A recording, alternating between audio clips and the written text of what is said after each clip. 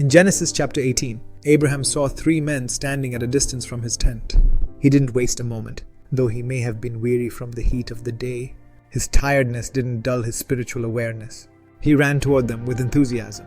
Before reaching them, he bowed low to the ground, a sign of humility and reverence, and invited them into his tent.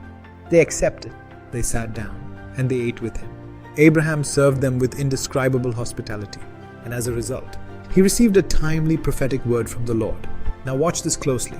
At first glance, it might seem like the angels came just to visit Abraham, but that wasn't their main mission. Later in the chapter, we learn their true purpose: to investigate and destroy Sodom and Gomorrah.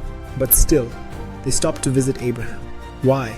Because he was beloved by the Lord. And get this, Abraham saw them from a distance. They stood far enough away to test him, to see if he would recognize them and invite them. Yes, they carried a word from the Lord, but they waited to see how Abraham would respond. And how did he respond? Beautifully. He bowed low in awe. He pleaded with them not to pass by until they had rested and been refreshed. He prepared a choice meal. He honored them with deep reverence. In return, they delivered the promise: by this time next year, you will have a son. So how does this speak to us today? Angels of the Lord often visit us, especially when we are waiting on Him. They carry promises. They carry answers. But we often miss our moment because of pride, because of spiritual dullness, because of ignorance. And then we complain, nothing's happening in my life. Hear me well, my brother, my sister. The 2 keys to growing as a mature child of God are faith and the knowledge of God. Nothing else is more important.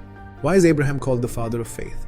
Not just because he obeyed God in Genesis 12, but because he lived a lifestyle of faith. He didn't leave room for ignorance. Hebrews 13 tells us, "Do not forget to show hospitality to strangers, for by doing so, some have entertained angels without knowing it." Abraham believed that everyone he met might carry something from the Lord. Deep in his heart, he trusted Yahweh, the one who called him out of his homeland, to bless and prosper him. Here's the truth. Ministering angels are deployed to you whenever you seek the Lord with sincerity. But they may come subtly, quietly, just within view, but not right next to you. Why? To test your response, to see how alert you are to the kingdom of God, to measure your hunger and thirst, to see if your heart is worshipful, if your spirit is awake, and if you value spiritual things. But too often, we are asleep, distracted, spiritually numb, and we miss them, even when they're standing right before us. I'm not saying you need to go to the same extent Abraham did, but listen, you'll only recognize and respond to God's messengers if you're truly connected to Him. This isn't a one-day thing, it's a lifestyle. Your seeking, your hunger for Abba Father must be an everyday thing. In that place of heat and testing, a faith like Abraham's is born, and that kind of faith multiplies in relationship with God. Eventually, that faith receives its reward, the fulfillment of your longing. Shalom, brother. Until next time, remain in His presence, and may your faith lead you into divine encounters. Wait on the Lord, walk in faith, respond like Abraham.